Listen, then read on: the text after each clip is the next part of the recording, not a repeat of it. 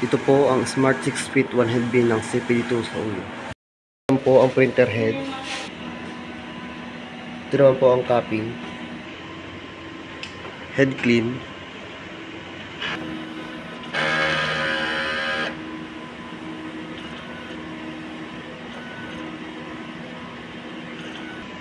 After mag-head clean, punasan ang wiper ng malinis na tela.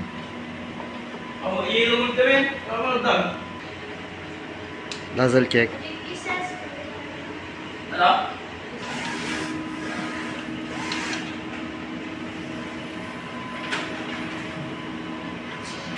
Ito naman po yung ink tank. Nasa tamang level naman po. Ito naman po yung AVR. Ito naman po yung waste tank. Nabal na po siya last week. Ito naman po yung ICC profile.